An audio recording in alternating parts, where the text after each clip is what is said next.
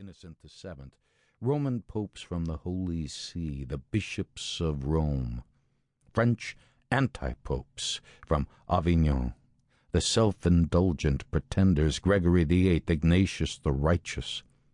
A tremendous shiver overtook Yuan and shook him violently. His spine ached. Yuan, the Frozen.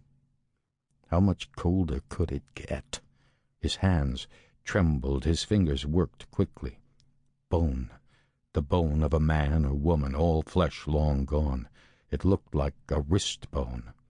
A small gold cross, probably German, judging by the inscription that was not entirely worn away.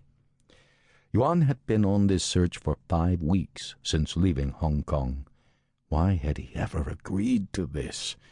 Others could have come in his place to retrieve the artifact. He was 47 years old and probably not even the most qualified man that his employer could have sent.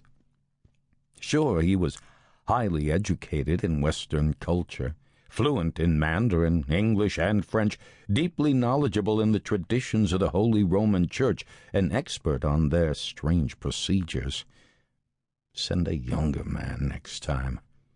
He continued to sift through the contents of the box. A ceramic pot, a small replica of the Virgin, splinters of wood from other objects. The true cross? Sure, why not? If every splinter that Westerners had claimed to be from the true cross were authentic, an entire mansion could be built from the splinters. What else in the box? A small urn, probably for burning incense, some metal chips, tiny broken crosses, broken into small pieces, much like Yuan's hopes. Would this trip never end, this journey into oblivion? From somewhere a voice spoke to him, almost an epiphany. Careful what you wish for. He wished he were back home in Asia. He thought of his wife. He wondered if she was faithful to him. He wondered how long, if he didn't return, before she took up with another man. He wondered about the younger men whom he had trained and worked with. Would they laugh at him in this final quest, or would they come after him to bring him home? His eyes assessed the final contents of the box.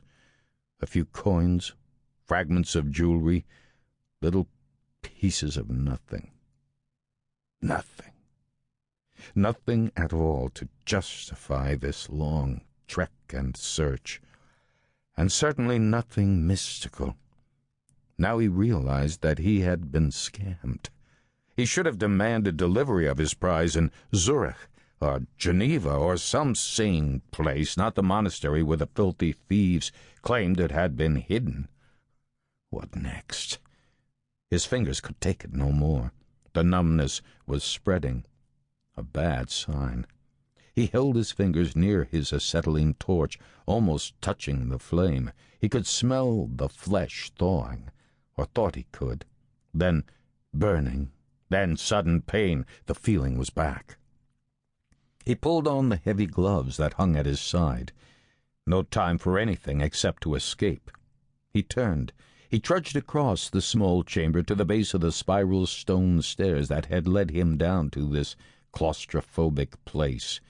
If hell had frozen over, surely this was it. He held up the lantern. He looked upward to a blackness that he hadn't anticipated. He took 5 labored steps upward and saw what had happened. The old wooden door, his only exit, had closed, and not on its own. Where had his 2 sentries gone, his lookouts? He put his shoulder to the door. He pushed against the aged wooden beams, but someone had bolted the door from the other side. Probably the perverse old monk with the scar across the back of his hand who had led him down into this place. He knocked furiously at the door. Then he kicked it. He called out. He cursed violently. But he realized that he was a captive, and probably no one even heard his screams. No one would come back for him for days, maybe weeks. There was only one possible escape. He poured the remaining kerosene